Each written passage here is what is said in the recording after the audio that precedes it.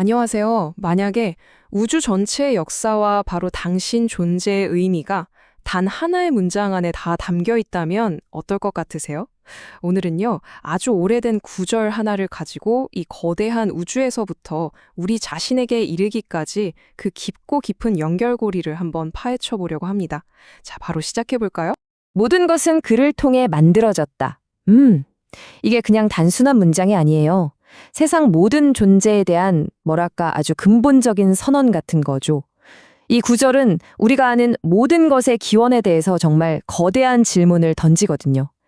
근데 여기서 말하는 모든 것, 이 만물이라는 게 대체 어디까지를 의미하는 걸까요? 이 만물이라는 단어의 진짜 무게를 느끼려면 우리는 잠시 시야를 극단적으로, 아주 극단적으로 넓혀볼 필요가 있습니다. 왜냐하면 이건 눈에 보이지 않는 가장 작은 입자에서부터 밤하늘을 가득 채운 은하수까지 그 모든 걸 아우르는 개념이니까요. 좋습니다. 그럼 먼저 이 만물이라는 게 대체 얼마나 어마어마한 스케일인지 그것부터 한번 탐험해보죠. 한번 생각해 보세요. 우리가 마시는 물 한 잔, 저 밖에 서 있는 나무 한 그룹, 그리고 지금 이 순간 이걸 보고 있는 바로 당신 자신까지도요. 근본적으로 파고 들어가면 이 작은 원자라는 블록으로 조립된 존재라는 거죠. 모든 것의 시작은 바로 여기, 이 가장 작은 단위에서부터 출발합니다. 그러니까 만물이라는 단어는요, 빅뱅 직후에 존재했던 이론상 상상할 수 있는 가장 작은 점, 그리고 138억 년이라는 시간이 흘려서 직경이 930억 광년에 달하는 우리가 지금 관측하는 이 광활한 우주, 그야말로 그 시작과 끝, 그 사이의 모든 것을 포함하는 단어인 셈입니다. 바로 여기서 많은 분들이 이런 의문을 가지시죠. 아니, 과학은 우주가 13억 8천 년 됐다고 하는데 성서에는 7일 만에 창조했다고 나오잖아요. 이 둘을 어떻게 같이 이해할 수 있을까요? 그런데 놀랍게도 그 열쇠가 고대의 히브리어 단어 하나에 숨어 있습니다. 핵심은 바로 욤이라는 단어입니다. 우리가 이걸 보통 날, 그러니까 하루, 24시간으로 번역하잖아요. 근데 원래 의미는 그보다 훨씬 넓어요.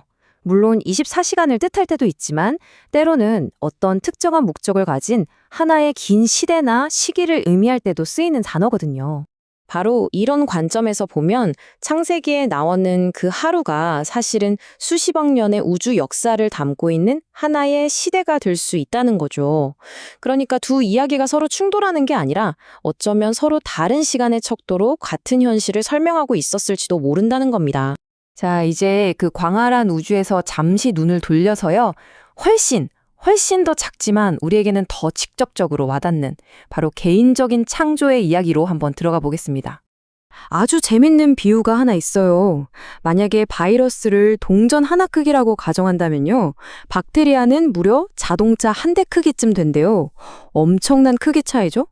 근데 정말 중요한 건 이 둘 다 우리 눈에는 전혀 보이지 않는 미시 세계의 일부고 이것들 역시 만물의 창조 안에 포함된다는 사실입니다. 이 거대한 우주와 눈에 보이지도 않는 미생물의 세계, 그 모든 창조의 스펙트럼, 그 한가운데에 바로 당신이 있습니다. 사실 이 구절이 정말로 향하고 있는 곳은 바로 우리 각자의 존재 그 자체예요. 논리는 아주 명확하죠. 지어진 것이 하나도 그 없이는 된 것이 없다면 그 말은 곧 당신의 존재가 그냥 우연이 아니라는 뜻입니다.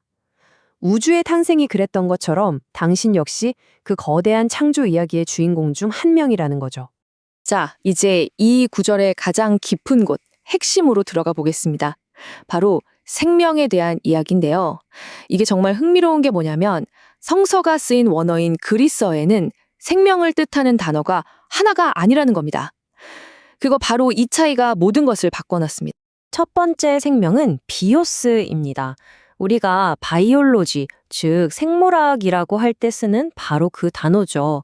심장이 뛰고 숨을 쉬고 성장하는 우리가 눈으로 보고 또 과학으로 측정할 수 있는 그런 물리적인 생명을 말하는 거예요.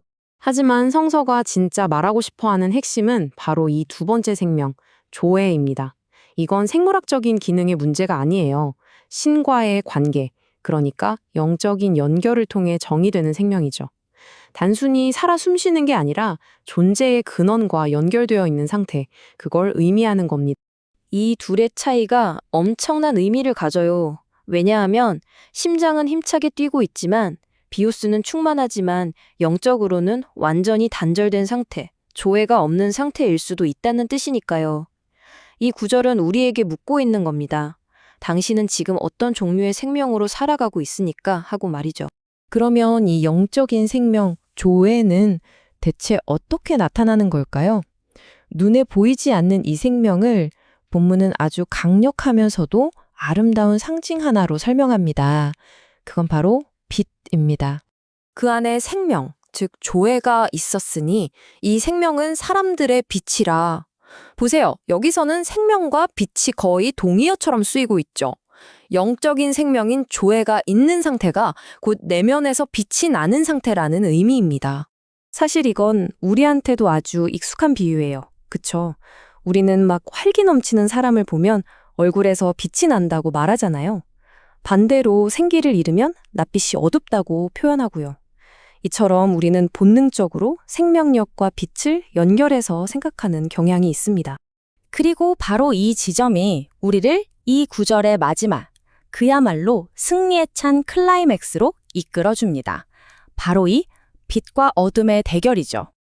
여기서 말하는 어둠은 단순히 해가 져서 깜깜한 밤을 말하는 게 아닙니다.